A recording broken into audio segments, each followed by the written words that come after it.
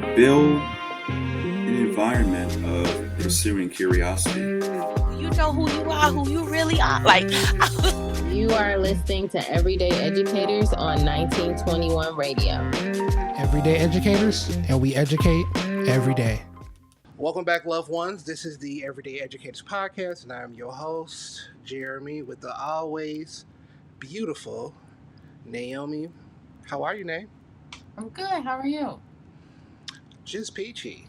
And for everyone listening, you can catch us each and every Saturday on 1921radio.com. And now you can catch us on YouTube and wherever you listen to podcasts. So just type in Everyday Educators and don't forget the S. Make sure you hit that like and subscribe button. Also, you can follow us on our socials at Everyday Educators, but on the Spill app, it is at Educate Every Day. So, you see, we have a lovely guest with us. Very special and blessed spirit. Gracing our presence today on the pod. She is an author. She is a teacher. She is a visual identity specialist. Today on the Everyday Educators Podcast, we have Miss Whitney Napoleon Matthews. Hello, everybody. Thanks for joining us. How are you? Thank you for having me. I am doing well. I'm actually recovering because I just got back in town went to Atlanta. And this week, with Columbus Day, it kind of went past fast. So I'm kind of getting myself back together, but I am doing well. Okay. Well, I'm glad to see that you're here and that you are recovering. So that's good to know. Good to know. The question that I have for both of you, as we are settling in here, the seasons are changing, and I just wanted to know what you all are looking forward to most during these winter months. Uh-oh, I think you muted up. Okay. Can you hear me? Oh. So that's a good question. Honestly, just more peace, more relaxation, and just being guided by the Spirit and just moving. Amen. I told y'all she was blessed, so act right. You made me revamp my whole answer because I hate being cold, so I'm like nothing. But yes, I received that, and I'm gonna steal your answer. Yeah, I want to be guided and be at peace and not be cold. Even though in Vegas it's not that cold, but it's still the desert, so it gets kind of cold. Just kicking it with my homies. I would say, I just fellowshipping. I guess to keep it on brand. Fellowshipping.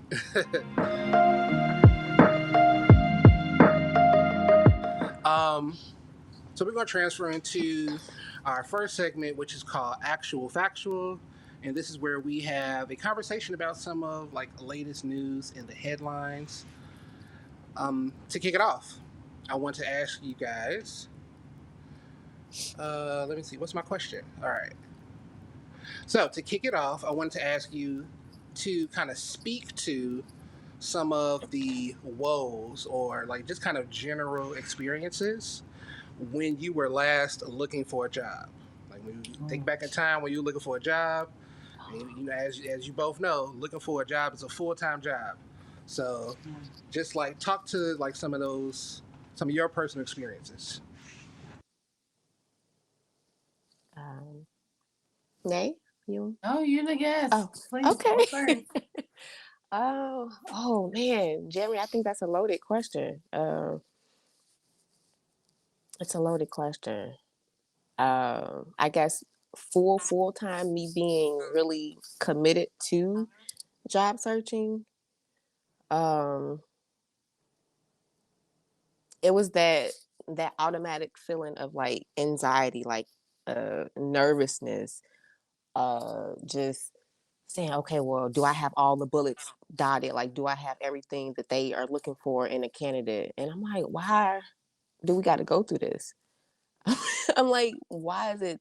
How did we get here when we are looking for a job, because at first they say, well, nobody wants to work, but that's really not true. It's like these companies are putting unrealistic expectations on their candidates, and it's like, well, do I need to apply, or do you actually want this position? Because what I found in my searches, especially in a creative field, looking for art director roles or even graphic design roles, like senior graphic design roles, they have mixed descriptions in there that will probably be suited for a coder or a web developer or whatever. So it's like the descriptions are construed with like what actual role do you want. So it kind of got a little overwhelming. I'm like, okay, well, I'm going to update my resume and I'm going to apply where I know. But then that was then. But now if I decide to apply as a consultant, um, it's kind of different. So it's like, here's the bullet points, here's what I provide, here's what I bring to the table, and if it's a fit, it's a fit. Like I lost all the nervousness or anxiety when I apply for any opportunities now, because it's just, it's a good I don't know, you know. If that answers your question. No, that was great. That was great. What about you, Nan?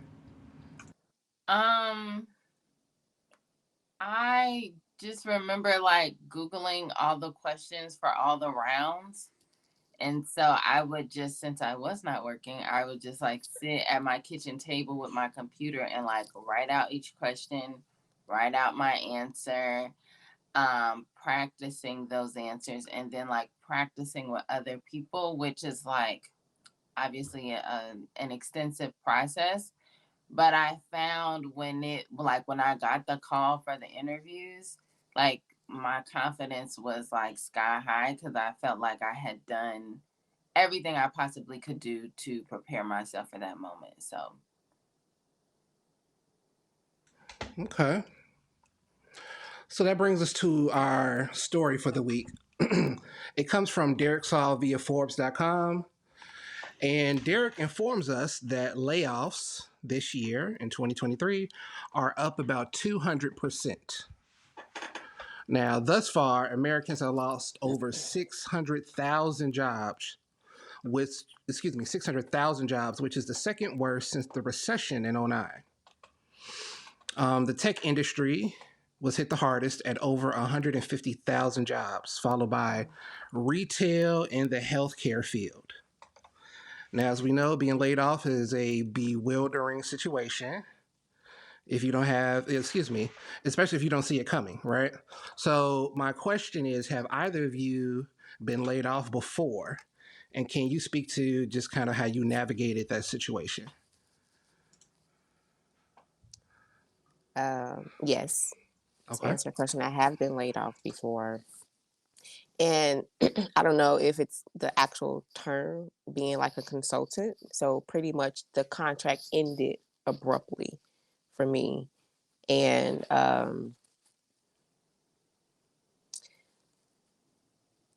honestly, like I kind of felt it coming.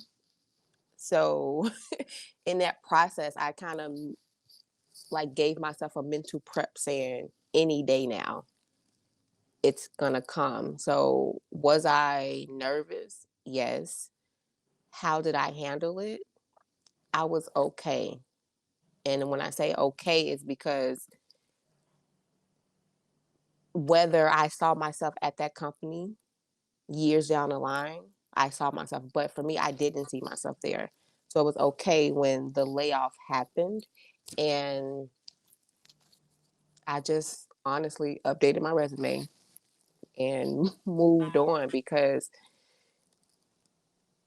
a lot of times we get attached to the role, right? We get attached to the company because it's the job. But today, because companies are at will, we have to be mentally prepared that any day now is going to come. So as long as you just do your best and just navigate the best way possible. But honestly, you have to do it with support, because if this is your first time getting laid off, you're going to think like, well, dang, what did I do? And sometimes it's not you. It's the company, it's the organization, it's how they structured the organization, and your role may not have been within their budget, so they say, right? But really, it's planning. It's poor planning, honestly. But with support and with guidance, you will be okay because I'm okay and I've been okay. So it's challenging at first, but again, with a good mental state and good support, you can definitely work through that. I've been laid off 4 times. So I have seen, and in different ways, like I've been laid off with like 30 days notice. I've been laid off abruptly. I was minding my business and went to work. And then a couple hours later, they were like, y'all are done. You get your stuff and you can leave. And so, like, the first time it happened to me, I was pretty young. I had just graduated from college. And so I was sad. I was so devastated. And the people around me had worked like for example, my mother's a teacher, so like she hadn't experienced that, and like so I was just like, to your point, like I took it so personally. Like I was crying, I was so sad. I was living at home. Now I look back on that, I was like, what were you even worrying about? Like it wasn't a job in your field. It was a job that you had to like buy books and put gas in your car through college. Like, why were you crying? Like, but again, like you don't know. And so like it feels very personal. And so when it happened to me the last time, it was kind of like, I know how this goes. I know what it looks like. Like I now am at a place where I know that it's not personal. It's not me. I think I'm a hard worker. I'm not perfect, and I don't would never claim to be, but I know I work hard. I don't abandon ship when like things can get crazy in the office. So like I feel like I have qualities that would help me to stand out. But if it's that time, it's that time. Like I can't do anything about it. Nobody else can do anything about it. And I also have, and Jeremy and I have talked about this a lot. Like I have in the past seen my whole life in a job's eyes. And so I sometimes I take like the layoff as a sign of like you would not have moved on without this. And so like to your point, the spirit is kind of like it's time to go. And this is the way that we gonna get you out of here because you wouldn't do it any other way. So yeah. That is so good. Amen. We just gonna say That that that is so all good. episode. So in the article, Brother Saul writes that layoff rates have slowed down in August and September. So, fingers crossed. Hopefully, in the new year, the markets pick back up. And we know that this can be especially challenging around this time for folks because of the holidays, right? That being said, there may be some people listening who are actively searching for work. And, for both of you, if you can kind of share the best piece of advice that you received when you were on a job search. Mm. So the best piece of advice that I received is that know who you are. Trust your gut. Trust your instinct about it. About what company that you're applying for first. Um, but just know what you bring to the table, and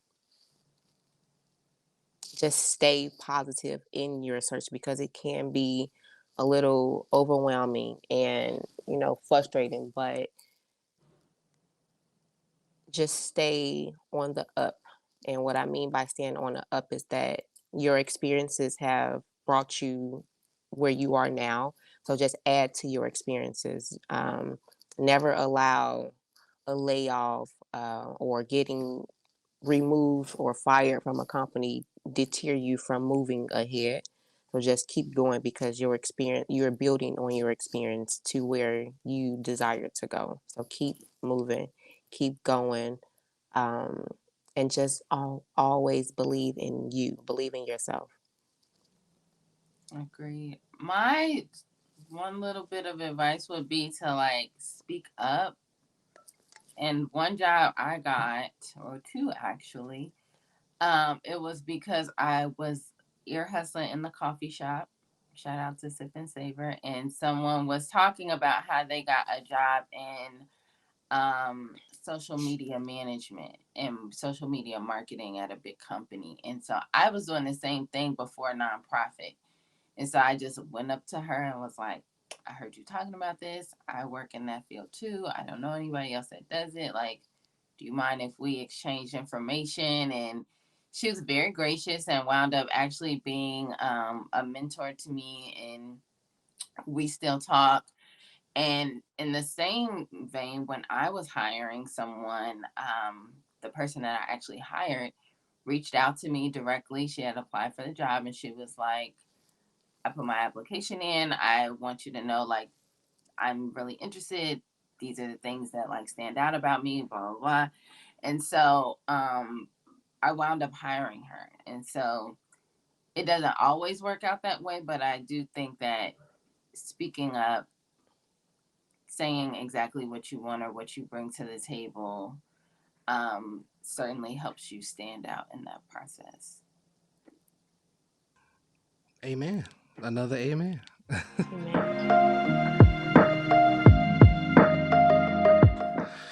All right. Now, this is what you all have been waiting for. We're going to talk about a young lady, a young Whitney back in the day. So there is a small school that is tucked right where Lake Park ends and Stony Island begins. Some would say it looks like, what's happening? Oh, man. When I say technology betrays you, like, it just see what happens. I'm gonna keep this in. See, this is what happens when you start talking about these Hyde Parkers. These it's a special breed of Negroes that be in and around Hyde Park. So, like I was saying, it's a school. Some would say it's the Chicago Hogwarts. It looks like a castle. Called Bret Hart Elementary. Can you please share with us, about your time there at Bret Hart? But before we go there, we ask all of our guests this one question. If we had all of your elementary school, high school, maybe even preschool, if we brought all your teachers into a room, what kind of student would they say that you were? It depends on what teacher.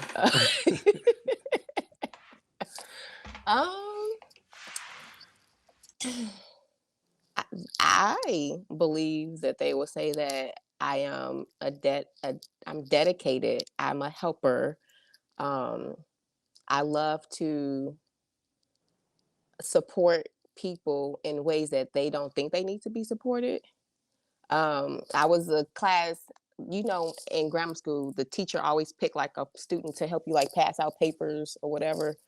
I will always raise my hand to say, can I help? Can I help?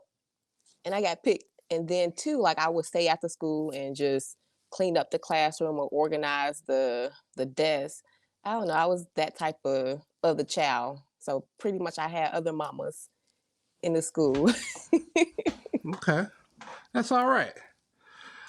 So yeah, please tell us about your time at Bret Hart. And also, are you like from Hyde Park or how'd you end up there? Ooh. So this is recording. Look. Listen, So, we all know about, the little address shifting, that part. for CPS. I'm with you. So that part. So Bret Hart was great, but how I got there is because my mom is a bus driver. So she, with her connections and with the people that she knew, and then yes, we did have family in Hyde Park, so that's definitely a plus. But because my mom is a school bus driver, she was able to partner with the routes, but she also had a relationship with the teachers there, the principal at the time, and then my sisters went there too. But more importantly, yes, the address and the zip code. So I'm honestly not sure how she did that, but the story that she has told me is that, oh, because I got connections. I said, okay, That's fine. Listen, Um, we not snitching on here. Plus, the statute of limitations is up, so But you got right. in. So however I you got got there, you in. got there, and then so how was it while you were there? It was really good. I honestly been there since I was since kindergarten, and I graduated from there. So I've been there all 8 years. So it's a elementary, middle school. I don't know how they say it now, but I it was good. Like I was that I was that student that again when I was younger I wanted to help, but as I got older and started knowing who Whitney was, I think I may have been like a little rebel. Uh, just understanding like growing into who I'm becoming. I hold on. My computer is doing something. It's trying to record me recording this. Weird. Um but I think about in the 6th grade, like I just started to be more of myself and like, oh, okay, like I could use my voice, I could speak up, but I probably use my voice in a way that like don't mess with me type of thing. Because at that being the youngest sibling, by the time I got to 6th grade, I was by myself. Like I didn't have my sisters, but the good thing about that is that the people that I went to kindergarten with, they were there. So it's like I had friends, they became family. To this day, like I still got 25 plus years of friendship because of that. I'm a person that really admires or appreciate long lasting relationships. And it's really important because I think that's how you grow. But going back to your question, I believe my time at Bret Hart was definitely a foundation to like where I am now. And yeah, and I still have teachers. I still talk to teachers from there. So foundation is really important. And whatever school it is, it's just you, that individual, like wanting to have that desire to grow or to just do things. But I believe my experience is pretty much a testament to where I am now. So it was a good experience. Either bad, the bad experiences was bad, but they all work together for good. So I appreciate the experience. Okay, all right, and that resonates with me as well. I went to you know, same school, 8th grade through, excuse me, kindergarten through 8th grade. So those folks are my family. So I definitely understand. Shout out to Persian, all my Persian Panthers out there. Um, okay, so you then go to South Shore, and you went to the old South Shore Yeah, before it was, the before as an international, like yeah, yeah, before they had IB programs, and it was all shiny and everything. So, was there any other school that you considered, and like what ultimately made you go to that school? yes, thank you for asking that because nobody has asked that. So because I went to Bret Hart, of course I wanted to go to Kenwood because my friends went to Kenwood, and I wanted to go to Whitney Young because my name is Whitney. Even though it's not in Hyde Park, but I wanted to go there. But because of the area code situation, they say, "Oh no, you probably have to go to the school in your area code." I'm like, I don't know if I want to do that. Hearing about South Shore and just the people in it. I'm like, I'm like, I don't know. But again, it was the last minute, and I got stuck with going to my neighborhood school, and I made it through. I made it.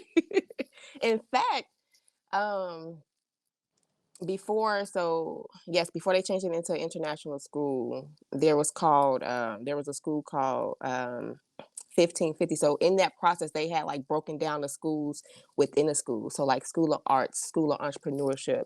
So they had those schools in there, but because we came in at a certain time, we were the last school of 1550. So it was like a semester, they call it semester something, but it was an honors program. So me getting put into there, it kind of like relieved my anxiety about just this horror stories that I would hear about South Shore. And I'm like, okay, I could do this. And then too, within that program, I established relationships. And then to this day, like I still got relationships from that. So South Shore wasn't as bad as we think, but it all goes back to you. Like it all goes back to the person and how you how you navigate your experiences. Is like it could bring you down or it could bring you up. And I feel like my experiences, it kind of did both. It brought me down and it brought me up, but more importantly, it brought me up because it made me realize that there's more, there's better for, you know, that. So it's just learn the experiences or just learn from the times, because I've had times. Um, but yeah, it that was a jump coming from Bret Hart to going to Tasha, but it was a neighborhood thing. It was because I had to go to the school in my neighborhood. Can I ask how it got down to the last minute? Were you just like trying to figure out like your choices, or what happened in that time frame? It was literally last minute. Like I didn't have the support that I needed to like push me through to getting to that school. I'm like, okay, well, if I got here, you know, in Hyde Park, why can I not go to Kenwood or the school of my choice? My dad, he went to Hyde Park, and my mom, she went to CVS, and I wasn't going to CVS. Uh, I love all the schools, but CVS and South Shore, they were rivalries for real. But honestly, it was just literally the last minute. Like it wasn't pushing, you know, it wasn't like, okay, we gonna get you into this school. And I'm like, okay, fine. So it was kind of like literally the week, probably 2 or 3 weeks before the school registration, I had to register and I was just in it. So I stuck it out. Wow. Oh yeah, yeah.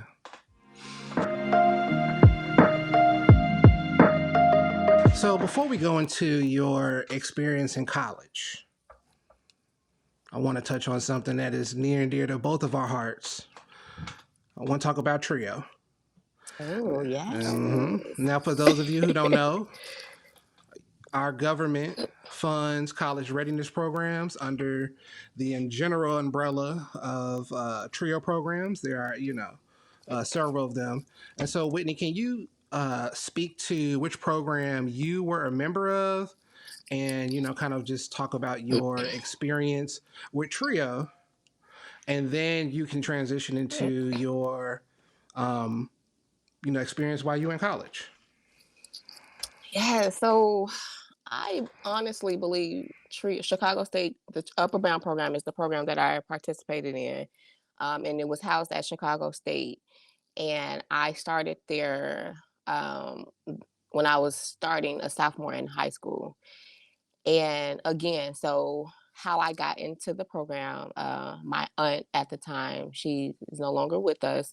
She was the admin for the program, and she introduced the program to my mom. And then I had cousins in the program.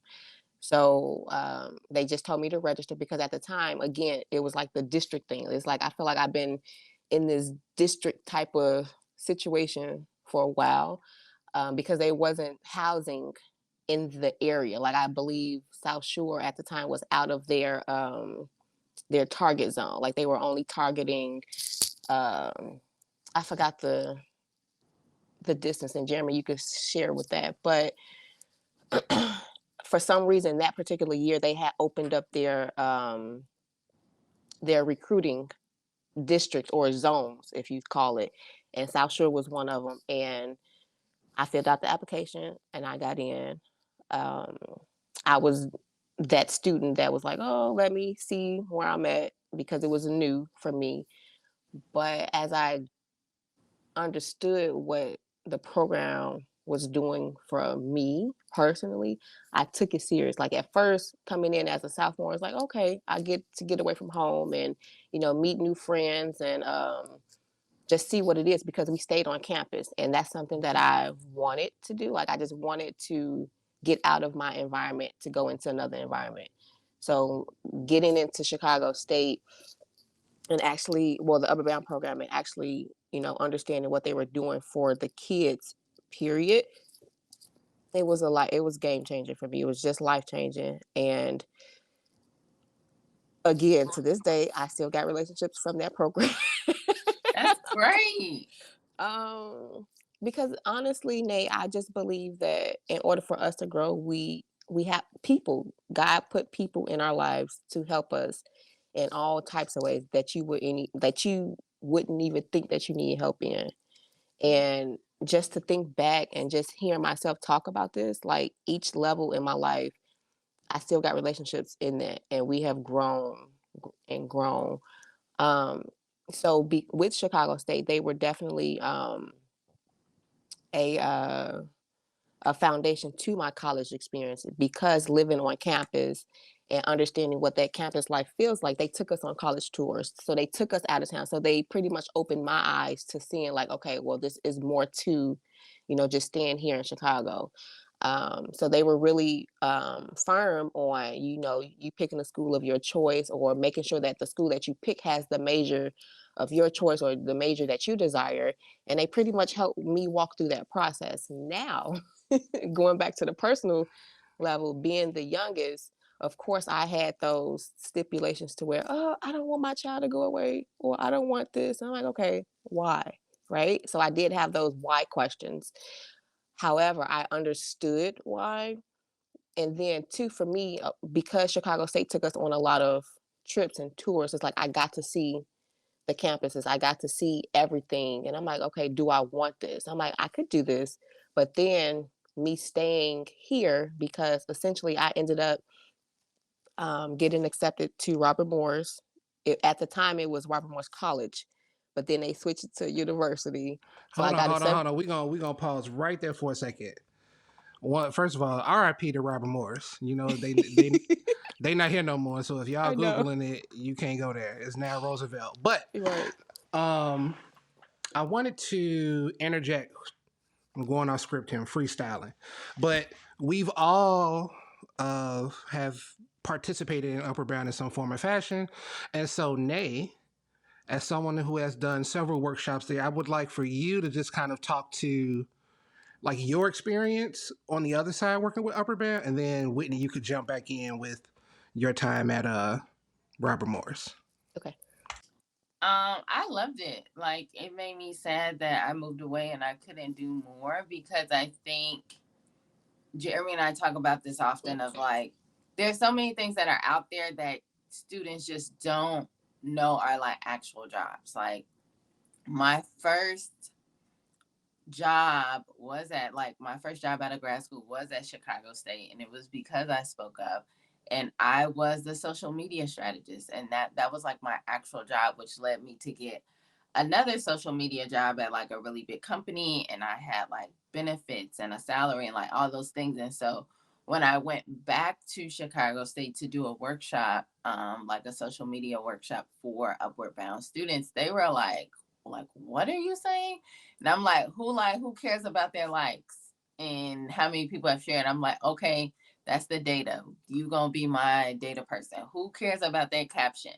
They're like, I care about my caption. And I'm like, all right, you my copywriter. And so like just breaking down to them like what those things mean in like a professional setting and how that can really be beneficial, which is why I feel very strongly about like not bashing kids for that, or like bashing kids for video games, or bashing them for always being on their phones, because obviously that's something that they're interested in, and there's a professional world of that. And as educators, like, it is on us to educate ourselves about those things so that we can guide them in the right direction, instead of being like, you always on your phone, get off your phone. Like, what about your phone do you like? What are you doing on there? Like, and figuring out those ways to make sure that they are supported or exposed to the things that they like. So I loved it. I love working with the kids.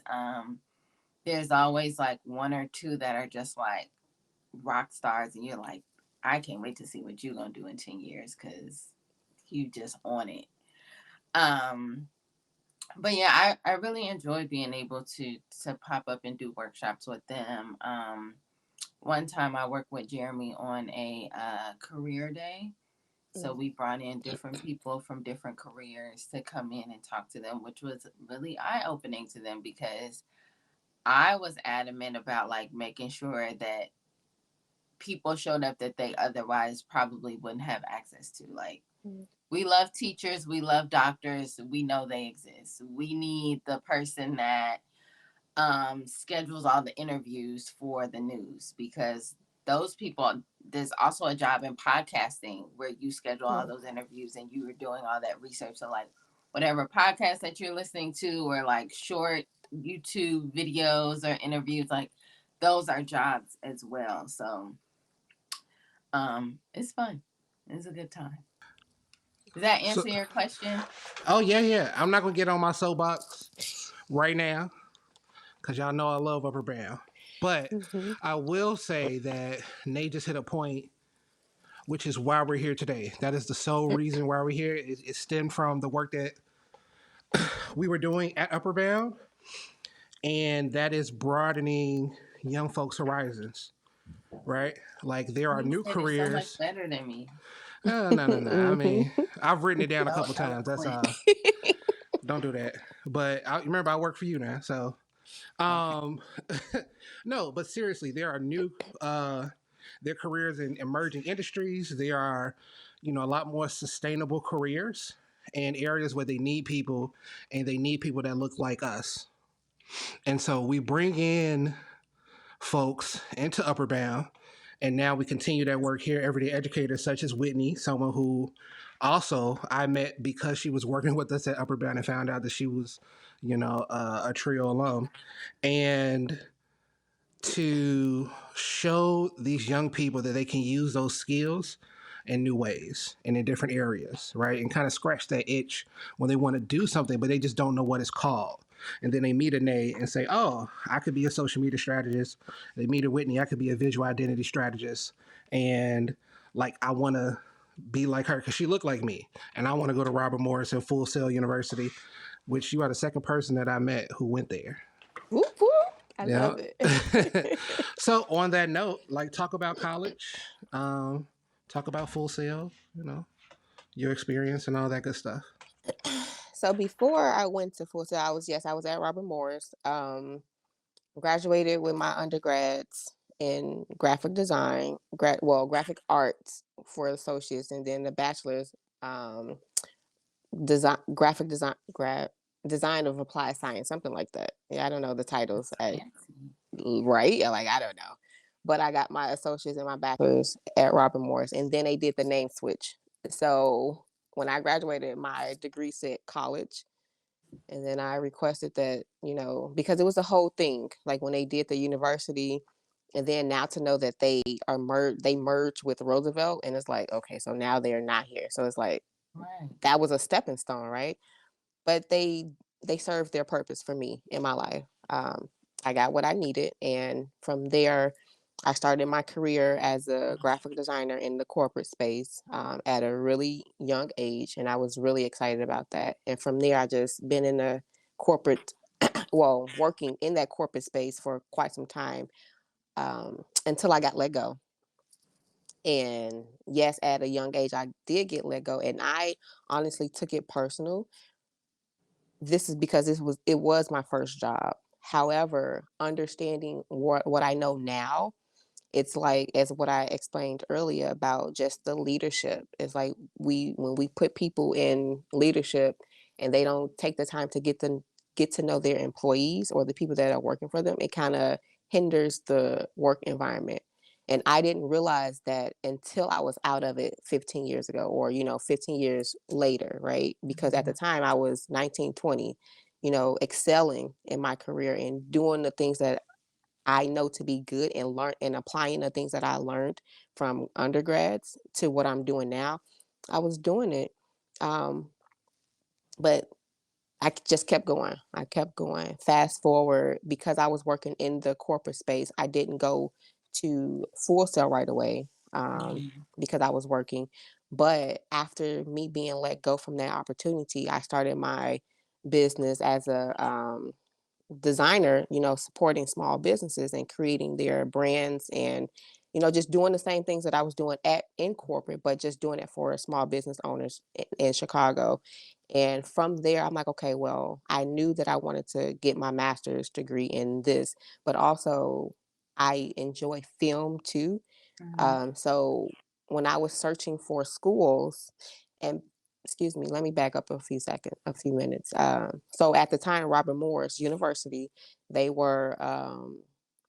had just opened a a master's program for design, because if you know Robert Morris, they're known for their business school, but they opened up a program for the design department, and one of the programs was a design master's in a MFA in design management. So pretty much just opening up the students, opening it up to the alumni that graduated in their graphic design, in that graphic design role. So I was one of those individuals that received the grant to go. So I went, but I didn't do good. Like, I was in a space. So after I was let go from that corporate space, it, helped me realize what I needed to do as an individual and as a creative. So that's when I opened up, that's when I started my business. But then I said, after that, I'm going to be a consultant in corporate under my business. So that's what I did. So from 2000, 2009, 2010, I've been a consultant in corporate since then. So I have not been like a official employee for corporate since then. And that was because of that experience. God pulled me out and said, no, you may just need to be a consultant. You may just need to bring in your expertise, because they may not need you for a long period of time. They just probably need you for that season or that project. And I'm like, okay, I'm okay with that. So from then, when I started at Robert Morris with the master's program, I was in a contract opportunity. And with that opportunity, again, leadership, like, they were switching leadership. So the new manager that was in that role could not understand why I was going from my master's degree. They just felt like I just needed to be satisfied with my bachelor's. I'm like, you're not getting to know. Listen. The disrespect. That part. And me, growing up from the south side of Chicago, my attitude was a little attitude-ish. And I'm like, you can't keep me in no box, right? Right. So, but did I say it that way? I'm like, no, I'll show you, right? So they took me through a loop. Like, it was like a whole ringer, and it just made me feel a little it made me feel a little uncomfortable. I'm like, and then it had me questioning, like, should I actually go get, my higher education? I'm like, yes, because that's what I set my mind to. So anything that I set my mind to, I'll do it, because I'm that determined individual. But because of that situation, I didn't do too good the first time around when I went to Robert Morris to obtain my master's degree. So I had to finish out the quarters, because I'm like, I need a break. So that happened in 2012, 2013. And then I'm like, yeah, this is not sitting too well with me. So I'm like, I need to do something for myself that is going to help my future self, but also help the people that I'm called to serve. So with that being said, I started to search schools. And from my like, what I really love to do, I love to do branding. I love to do, you just create brandings for businesses or, solopreneurs and educational organizations. So I love to do that, but I also love to work in the film industry, as far as like being a creative director and creating the visuals or the graphics for that. So I was looking for a particular school that will give me those skills that I needed to, use and apply into the real world. So I looked up Full Sail, and I'm like, let me challenge myself, because being a creative, you got to be hands-on, like, you got to be in the classroom. So Full Sail, they are in Winter Park, Florida. So they're not here. So they had an online program. So I'm like, okay, let me challenge myself and do an online course and see how I do. Baby. So I applied, I got approved, and I just actually, the name of the school is Full Sail. So I actually sailed through the program and ended up graduating salutatorian of my class and being awarded course director of my class. And I'm like, this is what I needed to be where I am today, right? So getting that degree, because it's called a terminal degree in graphic design, because it's not anything after that, it'll be a PhD in psychology. And I'm like, yes, that's needed, because when you develop brands, you have to understand the person, you have to understand the audience. So, getting to know them on a deeper level, that's what the that's what that role will come in at. But right now where I am called to serve individuals who have been drained and discouraged in their experiences, whether if it's personal or professional.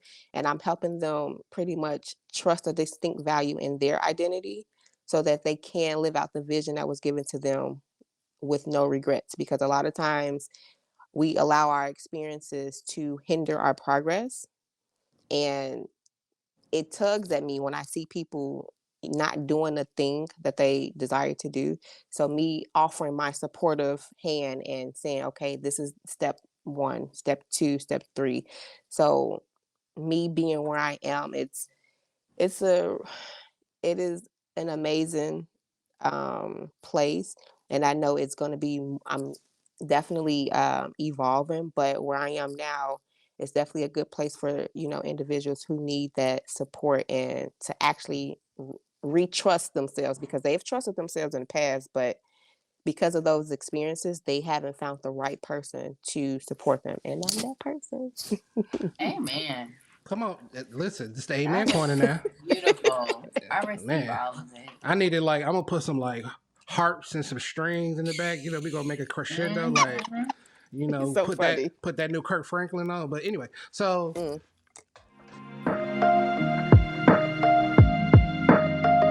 thank you for that. And you said a few things that I want to just kind of dive a little bit deeper on, particularly the organizations who you seek out, right? Those like small businesses, solopreneurs, minority organizations. Um, I would like for you to just kind of go a little deeper into like why you sought out that group to work with. Um, and why is branding and marketing important? Because like we work with, the same population when we were under the umbrella of Know Me Social, and they don't fully they don't always understand what these words are and mean. They just hear like people reference and talk about it. And so why is branding and marketing and all those things important for those groups? And like, why did you seek them out? So honestly, like we so wrapped up in titles and we just get lost in who we are. So I call anybody that I serve is an individual. You are a person. You are unique to you, right? Because if you think about these big brands, Apple, Nike, whatever, it's that one person that had that one idea that branched off. So I support individuals and innovators because we are innovators in our own way, right? So the reason why that's a really great question because that reason is still being developed, but the heart of it is because of the lack of support to actually carry out the idea that they have. So a lot of solopreneurs or small businesses, they start, but they may not have the tools that they actually need. They have the general tools of what somebody told them to get, right? But for an individual or a solopreneur, it's important to go through those steps. Like, don't skip steps, just go through the steps and take your time because you are where you need to be for that particular reason, right? But I guess all in all, it's my heart to help people just carry out that vision and just live it out. Because for me, as a young person that wanted to do creative, like wanted to be in graphic design, I was determined to do that, like by any means necessary, like regardless of like my past experience, my personal experiences, you know, they are distractions. But if you have your faith, like if it's you have a strong faith foundation, you can get through all things, right? But it's pretty much going back to what I value the most. Like I value someone who has a level of understanding, has a level of respect, and has a level of love for themselves, but more importantly for um, God and the people that they are called to serve. Like it's really important for us to know who we are. So I guess going back to the general question, why I'm serving these individuals is because they just need that authentic, so they just need that genuine support to actually tell them the truth about their business and tell the truth about who they are and why. Because a lot of times, like, we just start something because somebody else told us to do it. But start Yep. something that is near and dear to your heart because it was given to you for a particular reason. Amen. Now, the importance of, branding, if you think about it, you are a brand, like you are an individual. So, in order to know who you are, you have to know who you are. Like, in order for somebody else to talk about you when you are not in a room, like, you have to know, you have to be confident in who you are, essentially. But yes, the word branding, the word brands, those terms get washed around or switched around a lot. And working with the individuals that I work with, I let them know that you are a brand. Branding is the influence that you have on others, and your identity is what you show out in the world. It all goes back to you, right? And that's important. As far as the marketing piece, it's the branding piece. It's the people that are in your corner to help market your services, your business, but it's also promoting your values. So it all goes back to your vision. It all goes back to the mission that you are set out to accomplish. But it's it's strategic. It's all strategic, and we just need to understand that, and organizations need to understand it. And I believe you asked about why I serve educational organizations. Is because I came from one. The Chicago State Upper Bound program definitely was a foundation, and I want to serve more organizations like that to help underserved communities, or uh, I guess that's a good term, underserved communities, and that's supporting kids that need that extra help. Like, if they're not getting it from their home, they need to go into a different environment and get that support that they need to help them, live out their dreams or their idea.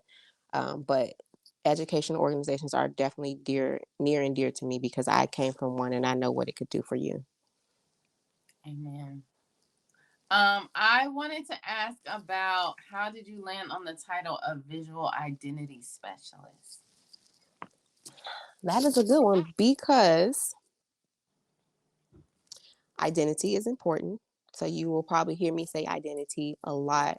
Visual is because a lot of times when you don't trust yourself because of your experiences, you don't see yourself clearly. So visually, you have to see what it is. So I help you articulate that idea that you have, and I show it to you so you will understand, like, what your idea is. It does matter. In fact, you matter. So being a visual person, a lot of times my clientele, they need to see what it is. Do we always need to, see things? No, but because of the audience that I'm called to serve, because they have been drained and discouraged, they actually need to see the thing that has been inside them and to know that it is possible for them to carry out. So it's just, coining those terms together. And then the specialist part is just using my skills that I've acquired, in my undergrads and in my master's, and applying them to the real world. So it's me being that, I guess, that skilled professional in that space. But identity, it goes both ways. It goes personally and professionally. Agreed. All right. I These hope are that all. answered the question. No, no, no, no, No, it no. definitely This. did. Listen, this is. I feel very zen right now. I feel, Mm. just, consumed by the spirit, if you will. Yes, So I feel thank you. spiritually fed this Yeah, I'm just morning. like, all right, now that was in Philippians, you said? Like, that's how I'm feeling. You're giving me Philippians vibes. So I would be on that note. You are not just a visual identity specialist, you are also an author. And I would be remiss if I didn't talk about your books. You are published. She is an author, a writer. Talk about it. So please, just what inspired you to kind of take that step, and Mhm. produce these? So that is a touchy subject, and I get like choked up sometimes, but it's been a dream for me. At a young age, I wanted to become an author. In fact, at the age of 15, I wanted to become an author, but because I was living in my dream versus living out my dream, I just needed to grow more. Can you just say that one more time? Like, we need that one, like, one more again. So instead of living out your dream, I was living in my dream. And what that means is I needed to grow more. Like I needed to experience whatever life had in front of me, right? So sometimes having that desire or the determination to do or the ambitious to do, sometimes it could cripple your path, or it could cripple you in doing the things that is meant for you, right? So just letting things flow the way that they need to flow, the right flow, not just go with any flow, but the right flow. So I wanted to become that, but because, excuse me, I was just doing the thing that I needed to do, it didn't happen. So come 2019, I believe. No, 2012, I made a post saying I will become an author. I will, write my story. I posted that, and then you know how Facebook, they have the memories. So like every year, I look forward to how I evolved. Oh, nice. So I see though, I'm like, dang, I said that. I'm like, wow, look where I am now. Like I carried that out, right? So it's important to be that executor of your own dreams. Is important because again, you have the support, but you have to do the work, right? Um, so that was in 2012. 2019, I was introduced to someone and they said, do you want to become a published author? I said, who you talking to? Don't tease me. I'm like, who you talking to? And I was nervous. I'm like, because it was my first time sharing my story publicly. Like the people that are close to me, they know it. But, because I've overcame it, it's like I don't talk about it as much. Right. But understanding that your story is attached to the people that you're called to serve, you have to release that because it's not for you. Right. So my story is not for me. It's for the people that I am called to serve. So 2019, I was tagged in a post saying, do you want to become an author? So it became official in 2020, height of the pandemic. I became a published author. That was one book. I'm a contributing author to two books. That was 2020. 2021, I became a second contributing author. And then in 2021, I released digital guides. So the digital guides that I released, they're sharing my professional story and they're sharing my personal story, but it all ties back to identity and who you are. Like a lot of people, they think they are their titles. They think they're their roles and being wife, mom, or whatever. But it's really simple, but it's a little bit deeper than that. Like once you understand who you are and whose you are, those things that you do is the gift that was given to you to carry out to support other people, right? So it's been a dream, and just dreaming out loud or living out loud, that's something that I encourage my community or my clients, is because it was given to you for a reason. That vision, that idea was given to you. Like it could be given to the person to the left or the person to the right, but they're not going to carry it out the way that God told you to carry it out. So that's why I help people, trust their distinct value in their identity and their idea, because it doesn't matter. Like there's a million graphic designers, right? But I am Whitney and I am, a graphic designer. However, I am more than this. I'm this and that. I'm not just this. So can you, I just have a follow-up question. Can you Go tell ahead. the people like where we all can like find your books and read your books?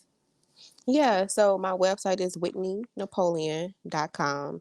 And once you are on that landing page, you'll see two options. It's the option to chat with me, and then there's an option to go into the website, and it's pretty much the about page. And once you get there, it's the tab called products. And then you can find the products there. So I just want the people to know that I'm an author too. Hey. In third grade, I won the Young Authors competition. The title of the book was DJ on Planet X. So you can find it at the Whitney Young Library on 35th and King Drive. So Oh my goodness. You know, she ain't the only author around here. So our last question excuse me, I said our last question encompasses the mission that we have here, Everyday Educators. So right now, at this very moment, there is someone in the castles of the high parks of the world, or they might be in the new development in the South Shores of the world. A young lady who would like to be in branding and in marketing, who would like to become a visual identity specialist. The question is, what are some things that a young person can do right now to help prepare themselves to be just like you in the future? To write it out, write out your goals. That's a good one. And carry your goals out no matter what, because there are going to be bumps in the road. There are going to be distractions, is what we call them today. We all go through it. But when it's been given to you to do a thing, carry it out, because everything works together for the good. Just stay focused and aim. When I say aim, I mean seek community that is like-hearted, not so much like-minded. Like, you can get people that are like-minded.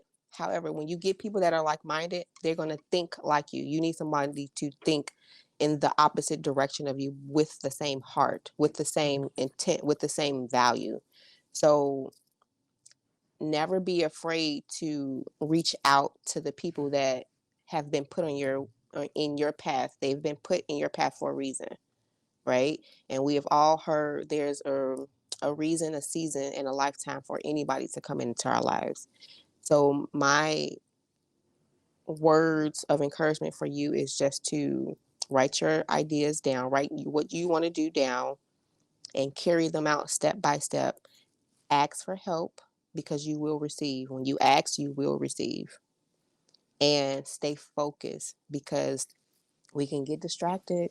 We can get distracted. But when you are firm in what it is that you want to carry out, it will happen, because it's you. Nobody else can do it but you. You can have support, but you do it. So write out your ideas and your goals, ask for support, and carry them through the best way possible, because everything works together for your good. Amen. I know Jeremy said it was the last question, but this is the last question. What is the greatest book you've ever read? And then what is the last book you read? I don't know if that's a fair question. But the greatest book, oh man, I probably should have been prepared for this title. I read so many books, but the greatest book?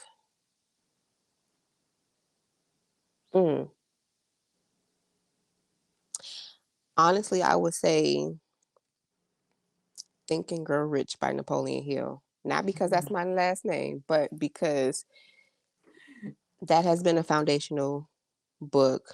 And then it has been not rewritten, but added with I'm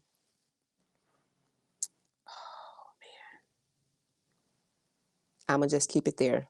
Think and Grow Rich by Napoleon Hill. And the last book that I am reading is Disruptive Thinking by T.D. Jakes. Ooh, nice. Alrighty. So, loved ones, I'm just going to keep the volume low with this. Keep it zen and peaceful, because Whitney has set this tone. that is a wrap. Thank you for going on this journey with us. And Whitney, thank you so much for being such a wonderful guest. Thank you, thank you, thank you. Thank you for having me. So before we let you go, is there anything else that you would like to highlight? And I know you shared your website already, but if you could share your website again, your socials, just for where the people can find you. Yeah. Something I do want to highlight is that even though I'm in the creative space, though all the work that I do is creative collaboration, but two, it's more so now is helping those individuals who feel drained and discouraged. So with that, um, I've been creating digital guides for individuals to use the principles that I've used to help me overcome my personal struggles and my professional struggles.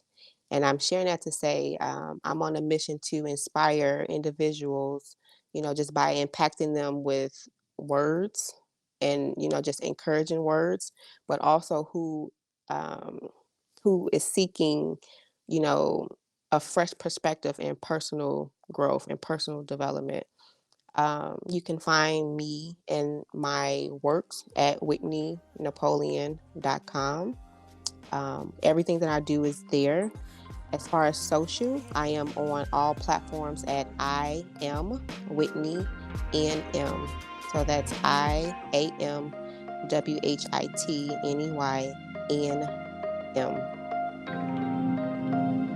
All right, and we'll put that on the screen and all that great stuff for you. So, loved ones, till next time, keep teaching, keep learning, and keep loving y'all. Peace.